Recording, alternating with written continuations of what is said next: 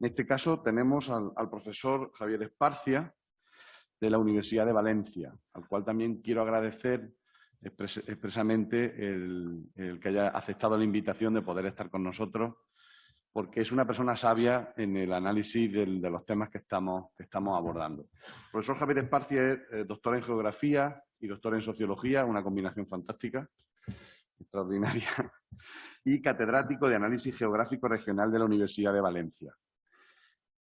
Ha sido fundador del Instituto Interuniversitario de Desarrollo Local, por lo tanto está muy vinculado a todos estos problemas desde hace muchos años y tiene un conocimiento acumulado ponderado, importante. Actualmente es coordinador interuniversitario del Programa de Doctorado de Desarrollo Local y Cooperación Internacional y director de la revista de estudios sobre despoblación y desarrollo rural.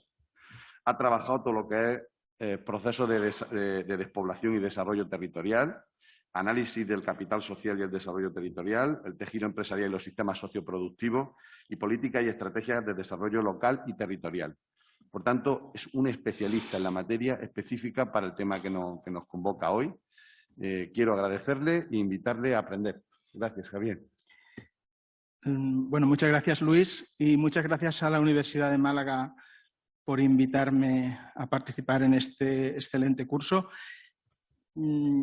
Luis ha dicho una cosa muy interesante al principio, cuando ha planteado, dice, vamos a ver si tenemos propuestas, ¿no? Soluciones. Bueno, yo casi entonces me iría a esto que tengo aquí y les plantearía esto que tenemos aquí. Es decir, a ver, se lo ponemos aquí. Vale. Es decir, bueno, frente al reto demográfico y ante los problemas de despoblación, todos estamos esperando y exigiendo soluciones y propuestas viables. Bueno, yo lo que suelo decir en algunas de las charlas, por lo menos, es que la varita mágica esta que veis aquí, pues que desgraciadamente no funciona. A veces se me olvida en casa y otras veces la llevo, pero no funciona. Es decir, que no hay varita mágica para el problema de la despoblación. Yo empezaría por ahí. Y a partir de esta idea, lo que yo voy a hacer es una especie de brainstorming, de plantear ideas que tenemos, plantear algunas cuestiones o ideas, ponerlas sobre la mesa, que sirvan como elementos de reflexión, porque, y adelanto una conclusión, tengo la impresión de que estamos muy acelerados en el tema de la despoblación, lo cual no es malo, porque el problema es muy grave, pero llegamos probablemente con varias décadas de retraso y a veces, pero aún así, pese a que llegamos con retraso, la precipitación puede no ser buena. Sobre todo a la hora de diseñar políticas e instrumentos de intervención. Y al final haré un breve repaso sobre sobre la panoplia, digamos, de políticas y elementos de intervención. Bien, esto va a ser muy rápido porque ayer Albert, Sara en parte lo ha planteado también, el contexto en el que nos encontramos. Obviamente, el contexto yo creo que es fundamental porque a veces nos puede hacer perder la perspectiva si no lo tenemos en cuenta. Y especialmente en el ámbito de los tomadores de decisiones. Yo creo que esto es muy importante. Es decir, es que España somos un país escasamente poblado desde hace siglos. Es decir, esto no es una cuestión de ahora, ni mucho menos. Y ahí tenemos la situación actual en el contexto europeo. Por lo tanto, el punto de partida es que somos un país escasamente poblado. Y este es un condicionante fundamental. Pero no es el único. La evolución que hay en estos últimos años, las últimas 2 décadas, es muy negativa. No digo negativa, muy negativa, al menos en el contexto de los países occidentales, desde el punto de vista de la cantidad de población total. Sara hacía muy bien cuando se planteaba el concepto este de despoblación.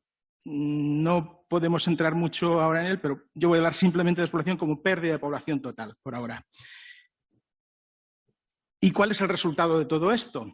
Otro elemento de contexto fundamental, pues que tenemos muy bajas densidades de población. Y tenemos un ejemplo, prácticamente toda España tiene menos de 20 habitantes por kilómetro cuadrado. El mapa 174 es excelente y pone de relieve muchas de las cosas que aquí están saliendo.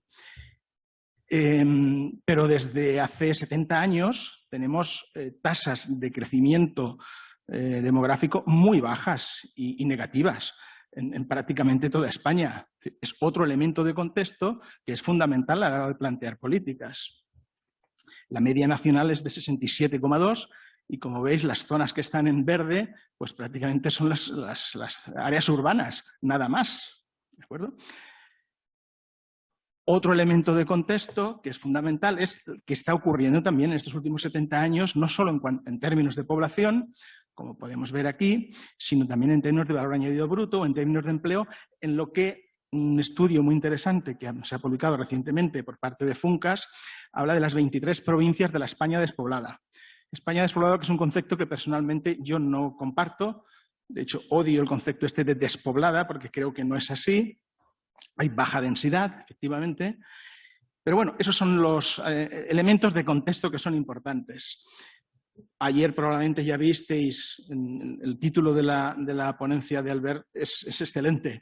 Y yo creo que esta despoblación anunciada, pues probablemente visteis muchas cuestiones de este tipo sobre estos contenidos. Es decir, estamos en unas zonas con muy baja densidad que vienen acompañadas también con un envejecimiento muy importante en buena parte de las ciudades, baja densidad y elevado envejecimiento, y ahí teníamos las tres provincias de las que nos hablaba Sara. En buena parte de estas 23 provincias más despobladas tenemos pérdida de empleo muy significativa. Pero cuando hablamos de despoblación hay muchas cosas, hay diversidad de tendencias. Y de hecho es muy interesante en este estudio de FUNCAS, por ejemplo, que diferencien la España que decrece, donde peor estamos, una España que está estancada y una España que, siendo rural, que habiendo tenido problemas de despoblación, pues está empezando a remontar. Y esa es una buena diferenciación. Ahí dejamos el mapa. Estos son datos a escala provincial.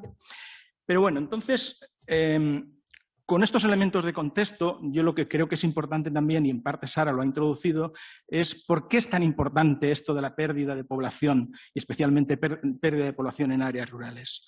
Pues yo creo que es una buena reflexión. A mí me gusta hablar al menos de tres elementos, diferenciar, cuando hablamos de despoblación en áreas rurales, me gusta diferenciar y situar dónde esto está ocurriendo, al margen de esto que comentábamos del estudio FUNCAS de las 23 pobladas. Cuando hablamos de medio rural hay que diferenciar tipología de medio rural. Y como mínimo, yo creo que hay tres grandes tipos de medio rural. Un medio rural que es dinámico y por lo tanto no hay problemas de despoblación, como puede ser el Valle del Guadalquivir. Un medio rural intermedio donde hay una agricultura de secano, a veces combinada con regadío, que se mantiene. Y luego, efectivamente, tenemos un medio rural en declive, la España interior o buena parte de la España interior, donde efectivamente hay problemas de pérdida de población muy importantes. Y a eso es al que nosotros nos referimos. Bien, ¿y por qué este despoblamiento es tan importante? Bueno, yo suelo hablar de tres elementos, las tres dimensiones del despoblamiento, que son las tres dimensiones de la sostenibilidad. Sara ha dicho una cosa muy interesante al principio de su intervención, que a veces a mí me critican cuando lo digo también en esos términos. Dice, la despoblación es el síntoma de la enfermedad, que es la falta de viabilidad de los territorios. Y ella ha utilizado el concepto viabilidad, no sostenibilidad. Y a mí me critican porque me dicen que el concepto de viabilidad es muy duro. Bueno, podemos hablar de sostenibilidad, pero estamos hablando de lo mismo. Es decir, si un territorio tiene viabilidad o es sostenible a medio y largo plazo. Bueno, pues yo creo que estas tres dimensiones son fundamentales para que un territorio sea viable. Vamos a hacer un breve repaso. ¿Por qué es importante desde el punto de vista ambiental? Y ella también lo ha dicho. Es decir, ¿qué es mejor que un territorio esté despoblado para que sea ambientalmente rico? Pues no. Es decir, porque en el territorio, cuando está ocupado, cuando hay cultivos, cuando hay bosques que se cuidan, cuando hay un desarrollo controlado de la vegetación, si todo eso desaparece, pues lo que tenemos es este resultado. Tenemos erosión. En España, más del 50% del territorio tiene problemas de erosión. Tenemos problemas de pérdida de biodiversidad y todo esto es por abandono de población. Tenemos degradación de paisajes, tenemos pérdida de paisajes agrarios y tenemos incendios, como también ha comentado. Aquí ha habido años en los que hemos tenido entre 60.000 y 100.000 hectáreas de pérdida de suelo. Estamos hablando de 60.000, 100.000 campos de fútbol. ¿vale? Para que centremos las magnitudes, porque son importantes. 60.000, 100.000 campos de fútbol. 60.000 Bernabéus, imaginaos eso, lo que significa. Pues eso lo estamos pidiendo a veces anualmente. Y eso en gran parte es porque no hay población, porque se abandonan las actividades. Entonces, el concepto de abandono desde el punto de vista es fundamental. Por lo tanto, frente a esta degradación ambiental que lleva asociada pérdida de biodiversidad, erosión, desertización, incendios, etcétera, hay un elemento estratégico que es mantener las actividades. También mantener a la población, mantener en la medida de lo posible el sistema, digamos, de núcleos, pero sobre todo las actividades. Por lo tanto, primer elemento. La segunda cuestión, la segunda dimensión de la sostenibilidad. La dimensión sociodemográfica.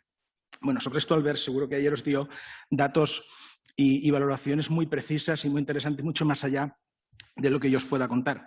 Pero bueno, una reflexión podemos poner sobre la mesa. De estos territorios rurales de los que estamos hablando son lo que podemos definir también como los territorios perdedores. Los territorios perdedores de todo este proceso de modernización económica, modernización social que se inició en España en los años 50, que se aceleró especialmente con el plan de estabilización del año 59 y que llega, pues, bueno, en realidad ha continuado. O han continuado al menos uno de sus efectos, que es la pérdida de población, el éxodo rural y la pérdida de población. Y todas estas imágenes son muy elocuentes. Es decir, esta que tenemos en la parte inferior derecha es lo que nos queda, lo que quedó en los años 50, en muchísimos sitios. Esta es la gente que para sobrevivir tenían que coger su maleta, estas maletas de madera, que yo las he llegado a ver en mi familia, estas maletas de madera, y acudir donde podían encontrar un mínimo sustento. Bueno, pues eso ocurrió.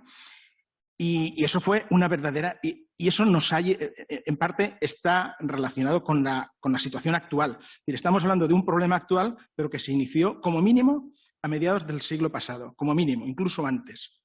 Porque como hemos visto, España siempre ha sido un territorio poco poblado. Pero volvamos a la situación actual. En estos momentos, yo creo que otro elemento de contexto fundamental es que tenemos que contextualizar, valga la redundancia, la situación demográfica española.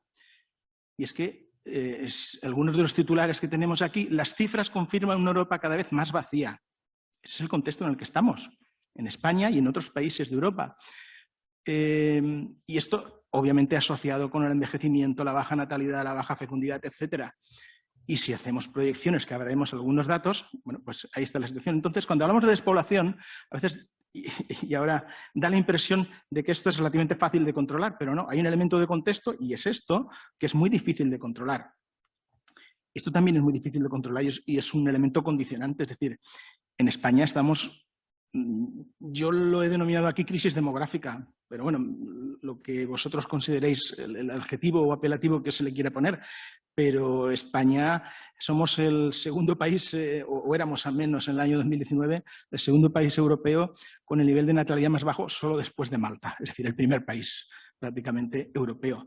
Bueno, eso es un elemento de contexto fundamental. No podemos hablar de despoblación en zonas rurales sin tener en cuenta que en España tenemos esta situación, ¿de acuerdo? Y que no es solo en España, también en Europa. Entonces, si hablamos de crisis demográfica en España, aquí tenemos más titulares. En los titulares hay hasta la saciedad. España se muere porque no tenemos hijos, el crecimiento vegetativo de la población presentó un saldo negativo, etcétera, etcétera. La termita demográfica, cómo la baja natalidad está destruyendo España, el declive demográfico se acelera, tal, tal, tal. España camina hacia la extinción progresiva tras el peor dato de nacimientos del siglo. Bueno, estos son titulares de hace unos años, porque se encendió la luz de alarma y dice, ¿qué está pasando, no? Por lo tanto, la despoblación, para hablar de la despoblación en zonas rurales tenemos que contextualizar y tener en cuenta que la despoblación no solo está ocurriendo en las zonas rurales, sino es un problema nacional, es un problema europeo, al menos a medio plazo. Obviamente aquí mucha gente, o muchos piensan, o giramos la mirada hacia las migraciones. ¿Cuál es el papel de las migraciones? Bueno, pues efectivamente ha habido fases de llegadas muy interesantes, y especialmente a principios de siglo. La inmigración compensa la baja natalidad y sitúa a España cerca de los 47 millones. Estos son datos del 2019, es decir, que a esa crisis demográfica, al menos del crecimiento vegetativo, vino en auxilio las migraciones. Y en las zonas rurales. Bueno, pues en las zonas rurales tenemos esa crisis demográfica que es nacional, que es europea, pero también hay una crisis territorial y también tenemos el agravamiento de todo esto. Pero es muy importante, cuando hablamos de pérdida de población en zonas rurales, que seamos, y esto los políticos lo tienen que tener en cuenta, que seamos conscientes de que eso se sitúa en un contexto de crecimiento vegetativo negativo a escala nacional y europeo. Y los inmigrantes, bueno, pues desde mi punto de vista, esto es un pequeño articulito del 2019 que escribí, nada, 2 o 3 páginas, lo que yo decía es que es muy importante, pero que son soluciones locales frente a la despoblación rural, pero no es una solución estructural a la despoblación rural. Ese es el planteamiento que yo hacía. Y la tercera de estas dimensiones que yo creo que es fundamental para abordar las estrategias y políticas contra la despoblación es la dimensión territorial. Hemos hablado de la dimensión ambiental, dimensión sociodemográfica y, en tercer lugar, la dimensión territorial. Y de esto se habla poco. Y los políticos rehuyen, con frecuencia al menos, yo tenía un consejero al lado que me ha dicho, yo, al acabar me dicen, yo no puedo hablar de eso. Bueno, me parece bien que no pueda hablar, al menos públicamente, pero en privado me lo reconocía, ¿no? Porque es complicado hablar de esta dimensión territorial y ahora os diré por qué. Disculpar. ¿A qué nos estamos refiriendo aquí? Bueno, veamos estas imágenes. Obviamente no son de España. En la parte superior tenemos las carretas, caballos que van adelante, mulas y alguno que se ha muerto por el camino. En la parte derecha tenemos el ferrocarril, el caballo, y van avanzando, y en la parte inferior tenemos las autopistas. Bueno, esto no es ni más ni menos que la tecnología de transporte, y la tecnología en general, especialmente la tecnología de transporte aplicada a la movilidad. Y la situación cambia enormemente en función de la tecnología que tenemos delante. A mí me gusta poner este ejemplo, Eugenio no está aquí, pero él lo conoce perfectamente, el Valle del Lecrín. En el siglo XV y XVI teníamos un poblamiento morisco, relativamente denso. Si ahora vais por el Valle del Lecrín, hay restos de ese poblamiento, pero evidentemente el poblamiento no es el mismo. ¿A qué me quiero referir con todo esto? Pues que tenemos un poblamiento adaptado a la tecnología de transporte de cada momento, y en nuestro caso tenemos un sistema de poblamiento, un sistema de núcleos adaptado a la tecnología de la Edad Media. Si en España no hubiese nada, absolutamente, no hubiese nadie, y dijéramos, vamos a colonizar la península ibérica, seguro que el sistema de poblamiento no sería el que tenemos, sería otro diferente, porque la tecnología que tenemos ahora es radicalmente diferente de la que teníamos en el siglo XV. Por lo tanto, eso es una cuestión fundamental, porque el resultado es que tenemos un sistema de poblamiento heredado de la Edad Media, que era el adaptado a esos momentos y el que se disponía, que era la menor manera de gestionar el territorio, pero ahora estamos en el siglo XXI con tecnología de transporte del siglo XXI a veces y otras del siglo XX en las zonas rurales, y aquí se produce un desajuste. Y esto es muy importante y ahora después lo iremos comentando. Bueno, en este otro pequeño articulito yo lo que decía es que el despoblamiento rural es un problema territorial con raíces históricas, precisamente porque arranca de la Edad Media.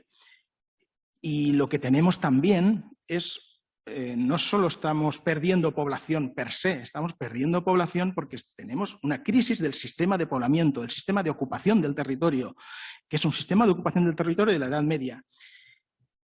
Y tenemos tecnología del siglo XX-XXI. Digo 20 porque en muchas zonas rurales siguen anclados en el siglo XX. Bien, y con este sistema de poblamiento yo le voy a dar unas cuantas vueltas a esto porque creo que es importante. Hablando de la viabilidad, bueno, pues lo que dicen algunos expertos es que cuando un municipio cae por debajo de los 1000 habitantes, pues ya empieza a tener problemas serios. Y si está por debajo de 500, el riesgo de extinción se evidencia con claridad. Y por debajo de 100 ese peligro se dispara de forma extrema. En Andalucía, por los datos que he estado manejando estos días, solo hay un municipio con menos de 100 habitantes en toda Andalucía. Pero bueno, si nos vamos hacia el norte, tenemos cientos y miles de municipios por debajo de 100 habitantes y varios miles por debajo de 500. Unos datos, no vamos a repasar. Estos son datos del conjunto de España por tamaño de municipio, que yo creo que es muy importante tenerlo en cuenta. Sin entrar en detalle, tenemos población, tenemos superficie, tenemos habitantes por kilómetro cuadrado, tenemos densidad y proporción de municipios. Bueno, pues y aquí tenemos los datos, el resumen. Pues, por ejemplo, de menos de 1000 habitantes en España, la población que está en municipios de menos de 1000 habitantes es el 4%. Esto supone 2/3 de los municipios. 2/3 de los municipios de toda España. Y el 41% de la superficie. Son datos que nos deben de llevar a la reflexión. ¿Eso es sostenible? ¿Eso es viable dentro de 10, 15, 20, 30 años?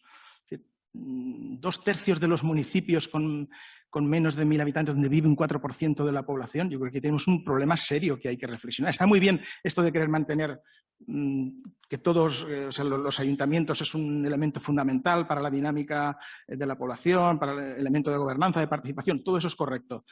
Pero yo intento pensar 15 o 20 años después y creo que aquí hay un problema de viabilidad serio. Si nos vamos a Andalucía, la situación es algo diferente. Tenéis un sistema de poblamiento más potente, con más músculo. Estamos hablando del 1,4% de población o de 2000 habitantes. Si subimos el umbral hasta los 2000, un 3% de la población, 3,3% de la población, pero también aquí tenemos el 42% de los municipios, de las entidades. Entonces, los responsables de administración local también tienen que pensar en esto de cara al futuro. Y tenemos un 24%, una cuarta parte de la superficie, donde vive este 3,3% de la población de Andalucía. Aunque hay más músculo en el sistema urbano, el sistema de núcleos, pero también nos debe de llevar a una cierta reflexión. Sin ir más lejos, fijaos en esto que he marcado aquí en rojo, hasta los 50.000 habitantes hay una clara masculinización, por poner un ejemplo. Y a medida que bajamos, menos los de 500 habitantes, pero cuando estamos en intervalos de 500, 1000, 2000, de 2000 a 5000, pues tenemos masculinización de la población y eso también es importante. Es decir, las mujeres se van. ¿Dónde están las mujeres? Curiosamente, ¿dónde hay más mujeres que hombres? Pues en los municipios de más de 100.000 habitantes, en las grandes ciudades, en Andalucía. Bueno, pues esto nos debe de llevar también a la reflexión.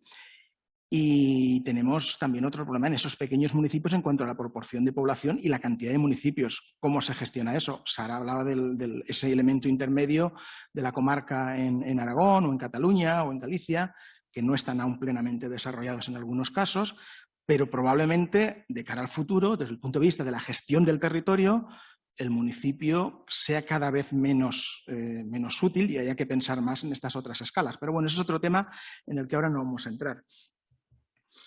Continuando con esta dimensión territorial de la despoblación, bueno, pues como veis, buena parte del país seguimos perdiendo población en estos últimos 20 años aproximadamente.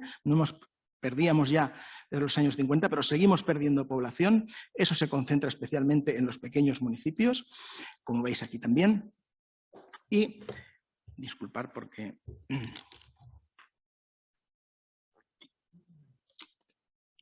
Ahora comentaremos como en los municipios más pequeños, de menos de 100 habitantes, se gana población. Bueno, ahora saldrá este tema. Pero de ahí hasta los 5.000 se pierde población.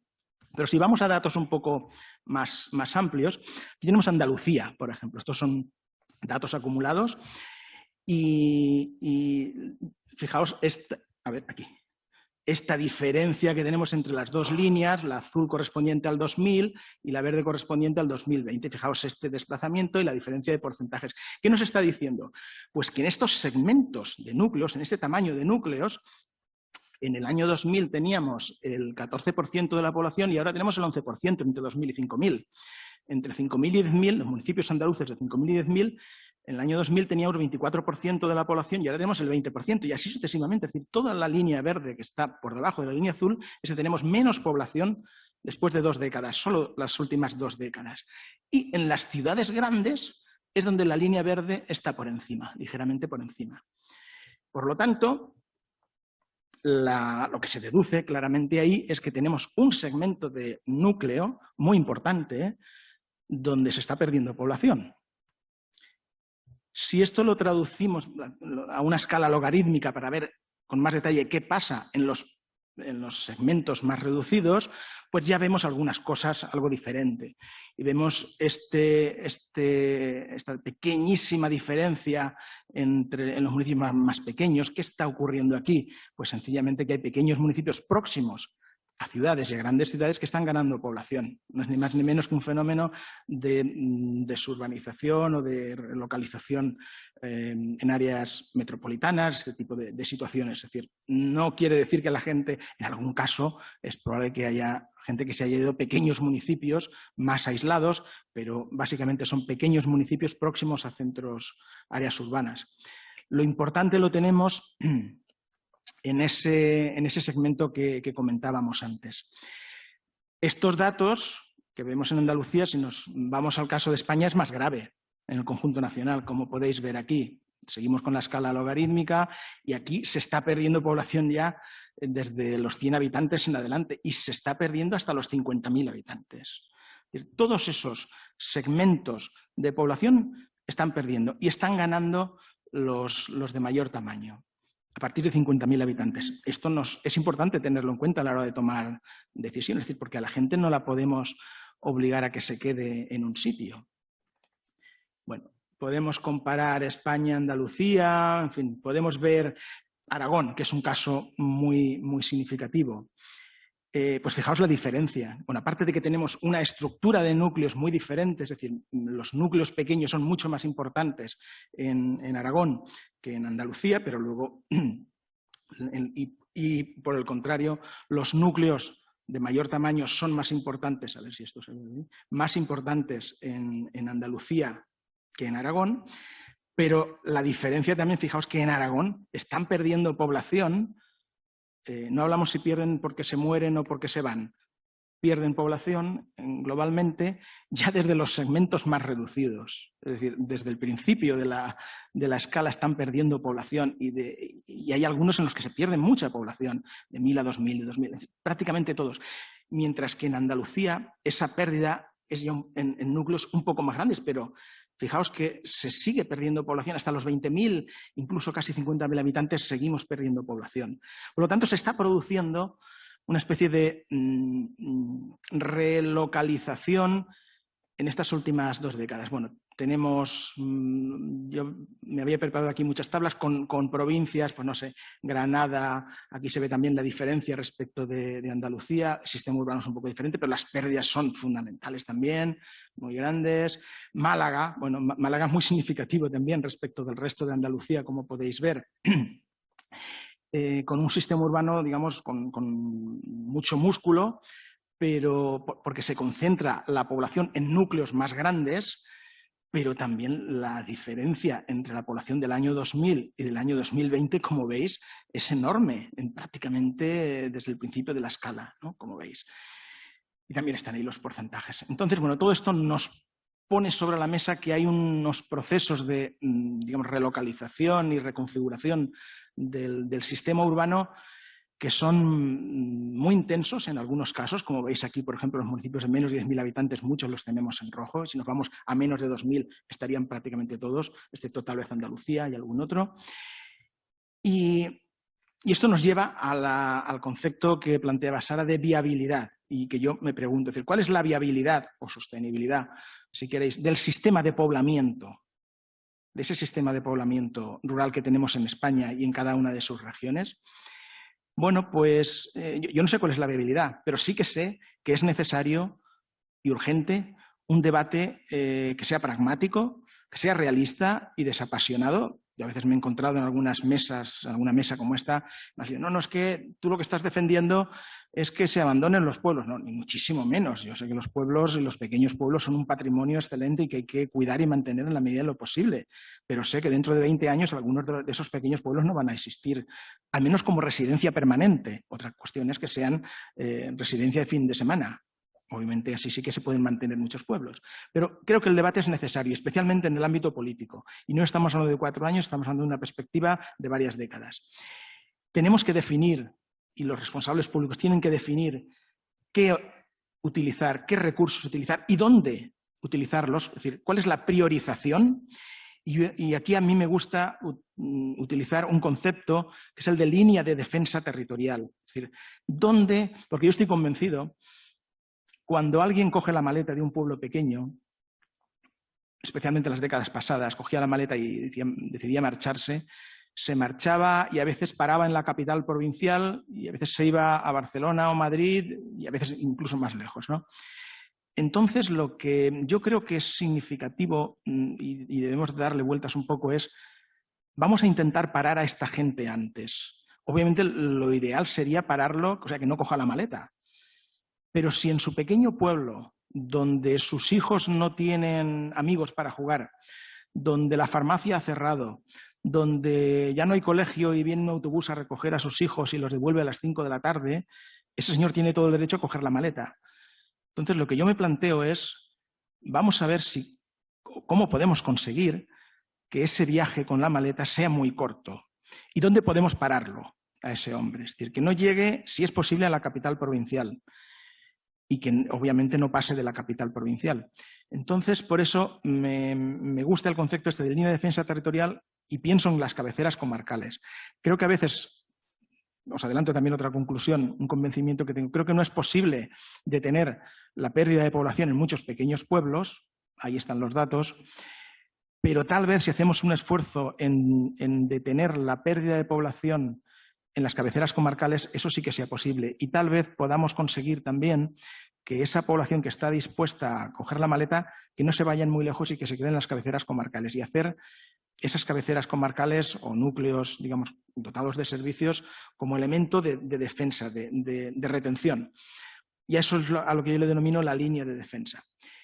Y por lo tanto, y tercera reflexión con relación a la viabilidad que yo me planteo es qué estrategias son las más adecuadas para paliar o para evitar el abandono, concepto de abandono.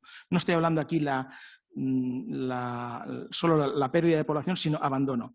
Es decir, podemos evitar la relocalización flexible de la población o, dicho de otra manera, si permitimos, incluso favorecemos la relocalización flexible de la población, es decir, en esa línea de defensa, en esas cabeceras comarcales, ¿podemos evitar el abandono de actividades? Si evitamos el abandono de actividades, es la clave. Es decir, dicho de otra manera, para que quede claro mi mensaje, yo creo que no podemos evitar que la población se marche de muchos de estos pequeños pueblos, pero sí podemos evitar, o creo que debemos evitar como primera prioridad, que se abandonen las actividades. Yo ayer, viniendo desde Valencia, me hice muchos kilómetros cruzando La Mancha y cruzando buena parte de Andalucía y yo vi campos vivos y pueblos vivos. Pero si os vais hacia el norte, hacia Castilla y León, pues eso mismo veis pueblos muertos. Pero en muchos casos veis actividades también y veis campos que están vivos. Bueno, pues yo creo que la gente antes tenía que estar a 2 o 3 kilómetros porque se desplazaba en burro y ahora puede estar a 30 kilómetros perfectamente porque se desplaza en coche a sus campos, o a 15 kilómetros o a 10 kilómetros porque va en tractor potente. Entonces, a mí no me preocupa tanto que se pierda población como que se pierdan actividades. Y yo creo que esa es la clave. Y es un elemento que en los decisores políticos no lo veo aún claro que lo tengan asumido. Entonces, por eso, yo creo que los territorios de baja densidad son viables y sostenibles si no se abandonan. Esa es la clave. Si no se abandonan, no digo de población, si no se abandonan las actividades, teniendo siempre en cuenta estos 3 elementos de la sostenibilidad que hemos comentado. Por ello, creo que las políticas y las estrategias que pongamos encima de la mesa deben ir orientadas, obviamente, al mantenimiento de población, en la medida de lo posible, pero sobre todo al mantenimiento de actividades, aunque la población se nos relocalice a 10 o 15 kilómetros. Esa es un poco la idea. Bien, por lo tanto, antes de hablar de políticas, obviamente tenemos que tener en cuenta todo este contexto, toda esta situación, pero también tenemos que tener en cuenta que no hay soluciones mágicas, como os decía al principio, y que no podemos evitar que un padre o que una familia quiera que sus hijos tengan amigos cuando salen a la calle, ¿no? Entonces, como eso es inevitable, yo creo que en el ámbito de la toma de decisiones por parte de los responsables políticos voy a introducir un concepto porque creo que hay un error que no se está barajando suficientemente. Y voy a introducir esta idea, un minuto. Porque diréis que esto no tiene nada que ver con la despoblación. La teoría de juegos. Bueno, la teoría es una teoría matemática de toma de decisiones a la hora de jugar. Estoy simplificando muchísimo. En teoría de juegos lo que se plantea es quién gana y quién pierde. A veces algunos ganan, otros pierden, a veces todos ganan, a veces todos pierden. Bueno, hay una cosa que se llama, en teoría de juegos hay dos grandes vías, que es suma cero y suma no cero. Entonces, en suma cero es que uno gana y otro pierde, que es lo habitual. Y ahí tenéis, pues no sé, las chicas estas de la selección de fútbol norteamericana que ganan, o estos días pasados, una selección gana y otra pierde. Necesariamente es así. Y a veces el ganar puede ser el éxito y el perder es el fracaso. Yo a veces utilicé en parte proporciones de población y demás, pero bueno, viene a ser, esto lo podemos trasladar en el tiempo. Pensemos en despoblación o en población. Población urbana y población rural, por ejemplo. En la parte inferior aquí podríamos tener población urbana y población rural, 70-30. En un momento, varias décadas después, tenemos 85% de población urbana y 15% de población. Al final tenemos lo mismo. Por lo tanto, uno ha ganado y otro ha perdido. Esto es suma cero, pero al final tenemos lo mismo. Bueno, lo que ocurre... O sea, yo creo que desde los ámbitos de toma de decisiones a veces estamos pensando en esto y las políticas se han diseñado pensando en esto o sin pensar en esto implícitamente están utilizando esto. Es decir, tenemos población rural y población urbana y lo que queremos es que la población urbana venga, toda la que podamos atraer, y que la población rural no se nos vaya a la zona urbana. Pero da la impresión, yo escuchando a algunos responsables, que piensan que esto es como una especie de estanco donde tenemos una cifra finita de población, que es ese 100, por ejemplo, y que se juega con que los que no están aquí están allí. Y no queremos que nos vayan de aquí a allá y queremos atraernos de allá a aquí. Bueno, esto es una simplificación y una simplicidad. Porque desgraciadamente la dinámica demográfica no es suma cero, ni muchísimo menos. Es todo lo contrario. Es una suma no cero. Y en la suma no cero tenemos dos grandes opciones, y es que los dos puedan ganar, es decir, que las zonas rurales ganen población y que las zonas urbanas ganen población, y eso ocurrió hace 20 años, 20, 25 años, ¿por qué? Porque tuvimos inmigración, pero también puede ocurrir que todos pierdan, que los dos pierdan, y esto está ocurriendo. Y con todo lo que yo os he comentado de la crisis demográfica, estamos perdiendo población en el conjunto nacional y en Europa. Pero no podemos focalizar solo en que estamos perdiendo población en las zonas rurales. Por lo tanto, las políticas, si implícitamente consideran que lo que tenemos es una especie de suma cero, es decir, que la población que está en las zonas rurales se nos va a las urbanas y que eso sigue sumando 100, eso es falso. Porque es que en las zonas urbanas también estamos perdiendo población, con lo cual las posibilidades de atraer población son cada vez menores. Entonces, yo creo que el contexto en el que estamos es en este último que tenemos aquí, que los dos perdemos. En este momento los dos estamos perdiendo. Por lo tanto, para hablar de reto demográfico y despoblación, tenemos que tener en cuenta que esto no es suma cero. Y si no hay suma cero, la varita mágica no funciona, funciona menos aún. De esta manera es como pensamos. Y aquí tenemos, implícitamente, se traducen en algunas de las políticas que yo veo, en algunos de los discursos políticos que yo escucho, la falacia del suma cero. Es decir, que lo que no es población urbana es población rural. Y bueno, y ahí hay trasvases, ¿no? Y se van, pues, principio de los años 60 teníamos esta población rural, casi el 42%. En el año 2020 estamos, pues, ¿dónde estamos? 2020 pues estamos ya en un 20 y tantos %, pero en la previsión para el 2050 es que estaremos en torno al 10 o 12%. Y lo que no es rural será urbano. No, eso es falso, porque la situación que tenemos es esta otra. Es decir, que la población rural que se prevé, es decir, que el global de población, en estos momentos estamos 20, estamos aquí, ¿de acuerdo? Y de aquí a los próximos 30 años lo que nos espera es una tendencia de descenso global de población. Por lo tanto, esto hace mucho más difícil las políticas demográficas, las políticas del reto demográfico y contra la despoblación. No digo imposible, pero muchísimo más difícil. Y si esto no se tiene en cuenta, estamos perdidos. ¿De acuerdo? Es decir, que perdemos población en las zonas rurales, estas son las previsiones, como tenemos aquí, pero es que estamos perdiendo población también en las zonas urbanas. Y esto solo se compensa con inmigración. Bueno, ahí estaban. Entonces, es fundamental que eso se tenga en cuenta en las políticas y yo no lo veo aún suficientemente plasmado. Las previsiones que tenemos para los próximos años, como hemos dicho antes, son muy negativas en el contexto de los países occidentales. Como veis aquí, bueno, parte de la Europa Oriental y de la Alemania Oriental, pues España con mucho rojo por ahí.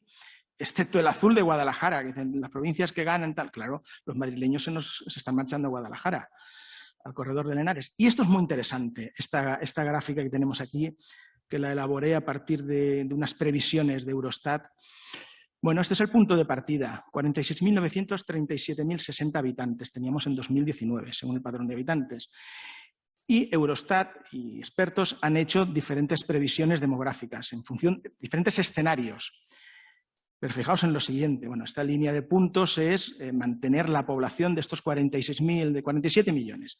Pero fijaos en una cosa muy curiosa, y es que la línea verde, que es la única que se mantiene hasta el 2100 por encima de la población que tenemos en estos momentos, esta raya verde se corresponde con elevada migración, elevada inmigración. Todos los demás escenarios, el escenario de referencia, digamos, si no hay grandes cambios en las pautas, sería esta línea negra, un escenario de baja fecundidad, un escenario sin migraciones o de baja migración. Estamos por debajo, a partir del año 2065, estaríamos por debajo de los casi 47 millones de estos momentos. Y fijaos, si no hay migraciones, a mí me chocó mucho, si no hay migraciones, inmigración, o sea, si se mantiene constante, la dinámica demográfica española nos llevaría al año 2100 con 25 millones de habitantes. Tenemos 47. En el 2100, dentro de 80 años, seríamos 25 millones, sin migraciones. Si suavizamos ese escenario y ya ponemos baja migración, pues oye, nos quedaremos con 38 millones.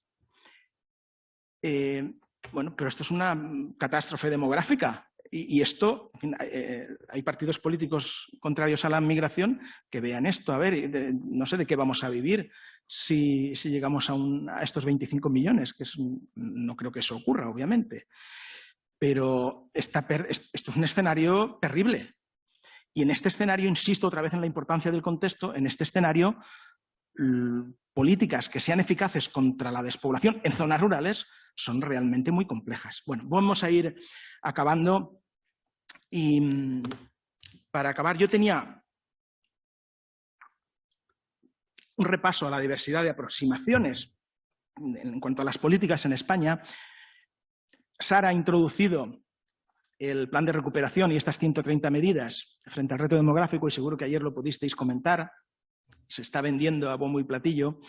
Bueno, está muy bien porque por fin el gobierno español se pone las pilas y afortunadamente tenemos ahí 10.000 millones. Vamos a ver cómo se gastan, que eso es otra cuestión. Y este es un punto de referencia desde el punto de vista de las políticas. Como sabéis, este es un documento que contempla estas 130 medidas en 10 ejes que son muy importantes y muy interesantes. Yo os invito a que lo leáis y lo manejéis porque es un buen documento, creo yo, que sirve como elemento de reflexión.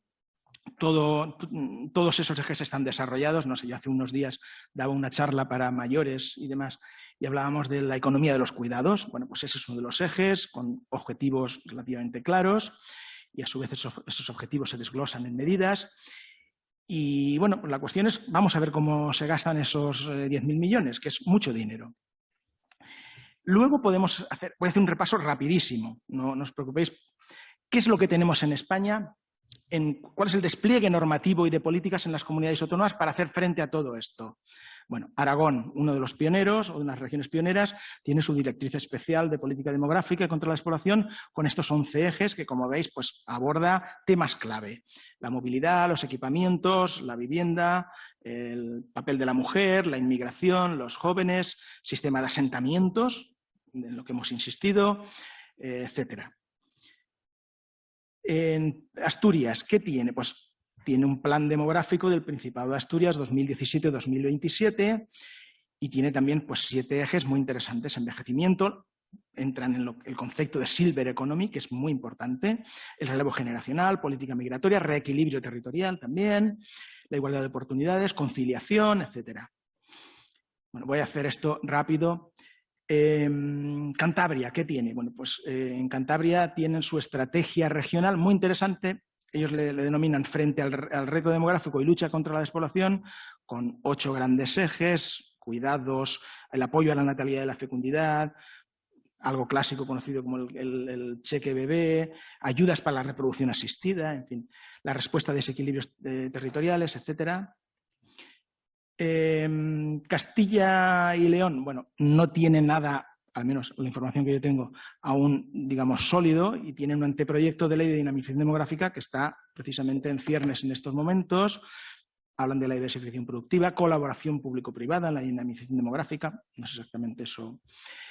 Luego tenemos en Castilla-La Mancha, este es uno de los instrumentos más interesantes. No digo que yo esté a favor o en contra, pero es interesante leerlo y trabajarlo. La ley se publicó hace poco, de 7 de mayo, de medidas económicas, sociales y tributarias frente a la despoblación, y yo creo que es de obligada lectura.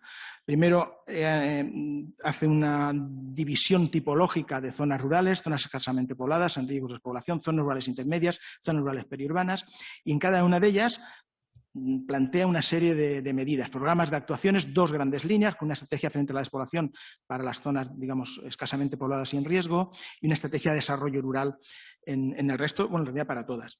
Y luego hay, en cuanto a las políticas que contempla, son muy interesantes, pues no sé, contratación del sector público, preferente para estas áreas, ayudas y subvenciones, empleo público, la administración digital, el acceso a equipamientos y servicios, también muy interesante, etcétera.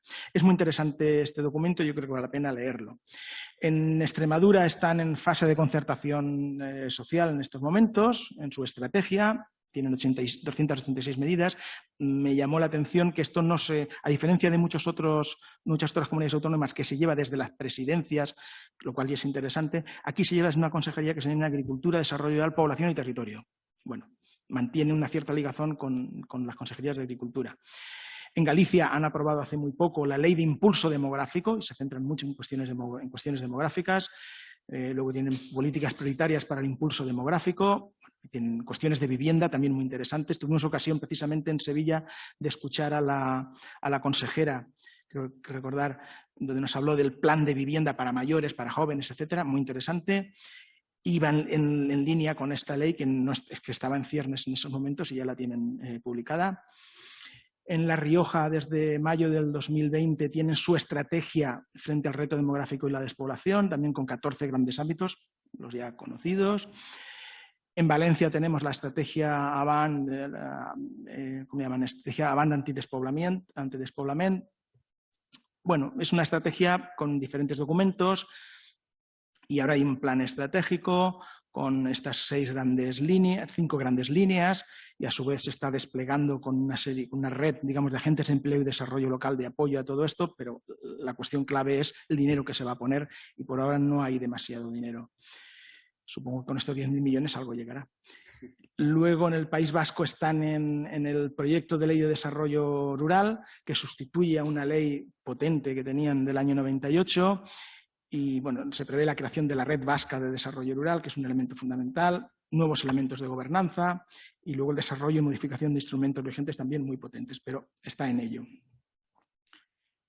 Bueno, aquí pone País Vasco, pero es Navarra, disculpar. Y bueno, Sara mencionaba el Rural Proofing, que es, Navarra es probablemente la comunidad que más se ha centrado en este concepto de Rural Proofing y pretende identificar y proponer modificaciones en la legislación actual, es decir, transversalizar, introducir el reto demográfico en todas las políticas. Antes hablamos de ruralizar las políticas, bueno, pues aquí es transversalizar un poco la cuestión del reto demográfico en todas las políticas y lo están trabajando relativamente bien, tienen un buen asesoramiento por parte de expertos del hueco y demás. Bueno, bien, en 15 áreas.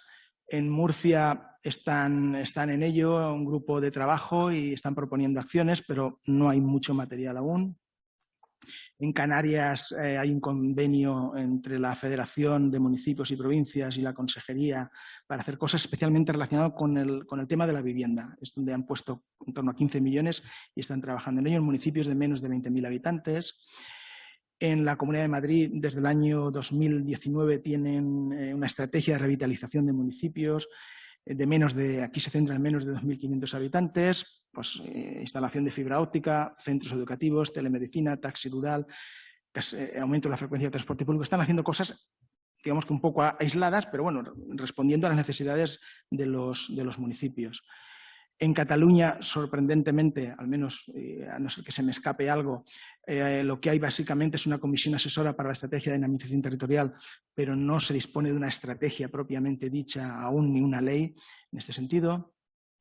Y en Andalucía, bueno, en el único sitio donde no hay nada, yo no he encontrado nada, son las Islas Baleares. Y aquí tenemos Andalucía, y si mi información no me falla, probablemente me corregiréis, lo que tenemos es una proposición no de ley que estaba ya en el año 2019 para generar y diseñar la estrategia andaluza frente al reto demográfico, con objetivos muy interesantes que se han hablado desde fiscalidad diferenciada, el complemento de ruralidad para los funcionarios que trabajan en medio rural, el mantenimiento de programas de empleo, puesta en marcha de un específico desarrollo de empleo para los municipios en riesgo de despoblación, consolidar el programa de empleo agrario, medidas para los jóvenes rurales, favorecer la natalidad. No sé cómo todo esto se está llevando a cabo, pero bueno, una cuestión interesante, apoyar a los grupos de desarrollo rural y la red andaluza Emprende. Es decir, otros no cuentan con los grupos de desarrollo rural, al menos aquí aparecen, y eso yo creo que es interesante.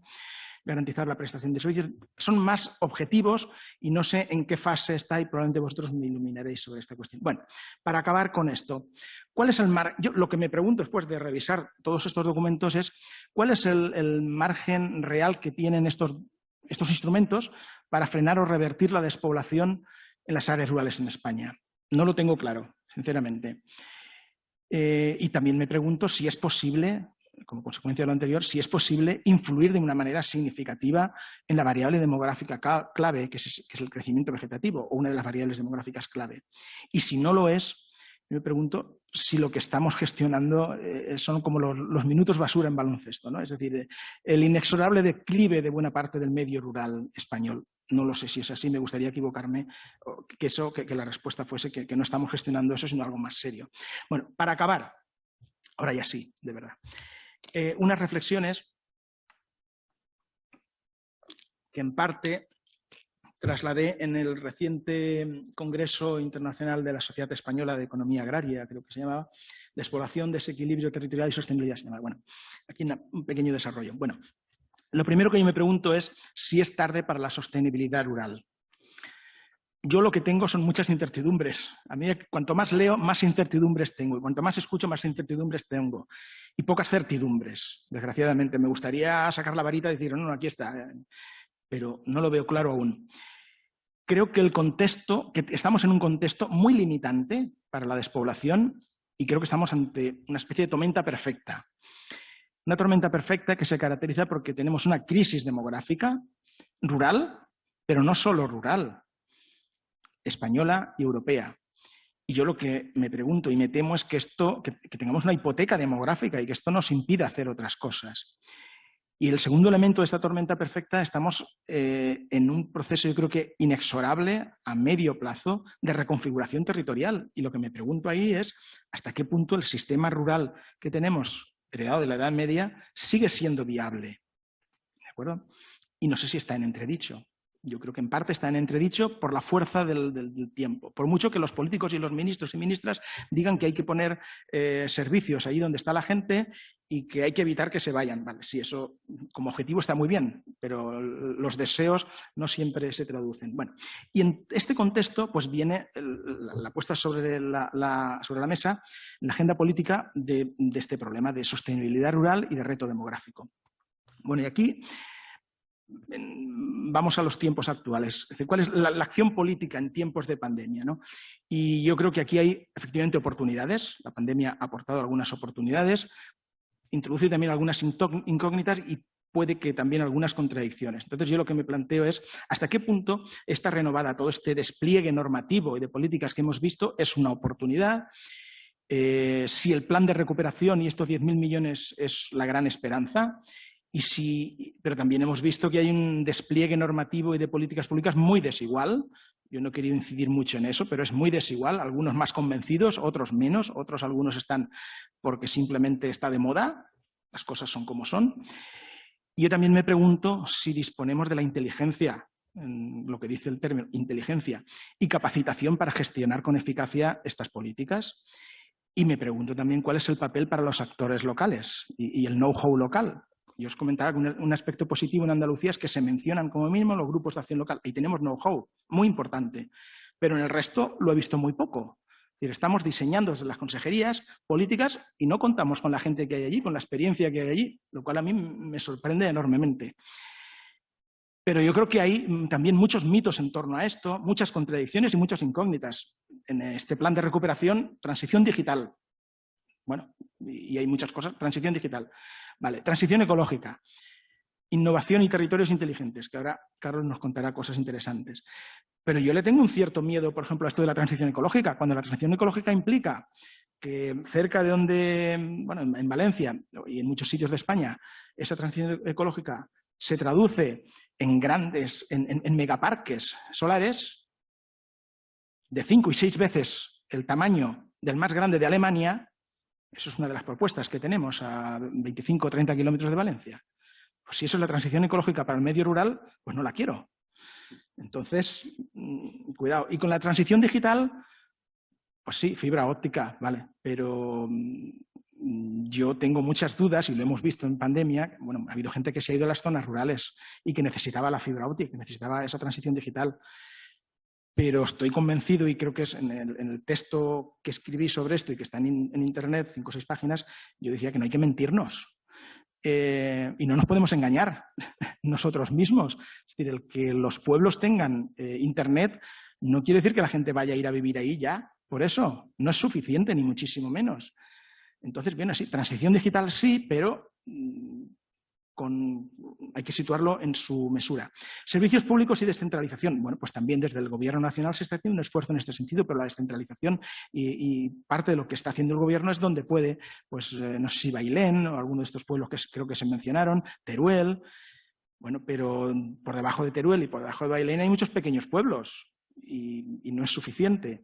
Hay un elemento que creo que es fundamental y que están empezando a explorar algunas áreas. En Extremadura, por ejemplo, el tema de la economía de los cuidados lo están explorando mucho. Yo creo que hay un filón y de eso no se habla aún suficientemente. Y la pandemia nos ha puesto encima de la mesa que aquí hay algo y que tenemos que hacerlo de manera diferente.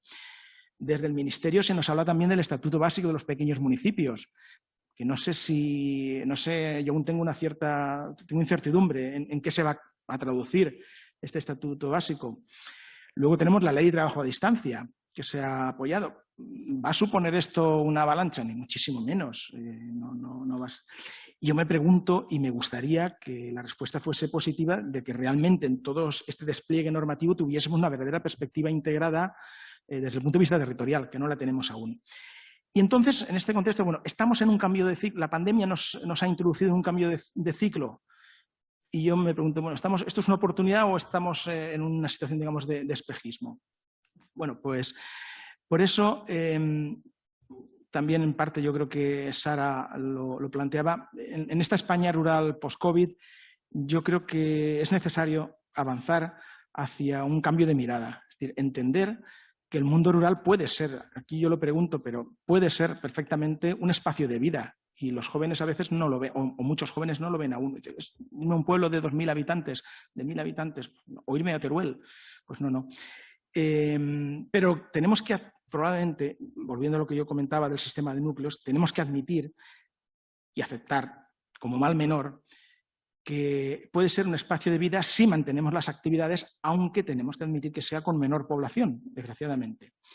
Y mientras tanto, yo creo que hay un verdadero brazo armado, que lo había desde hace ya años y que sigue habiendo un verdadero brazo armado contra la despoblación, que son esos pobladores, lo que yo denomino ahí pobladores anónimos.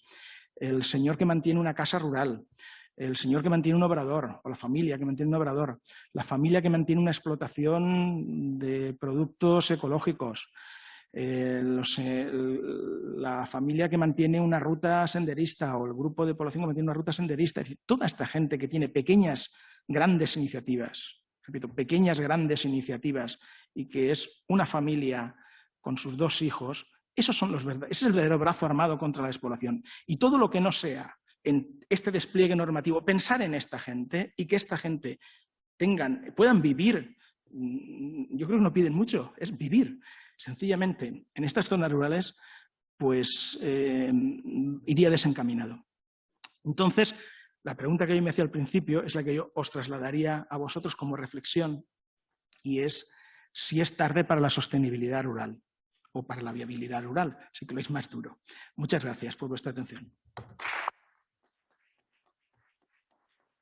Bien, el ponente que tengo que presentar ahora es Carlos de las Heras Rosas, que es ingeniero de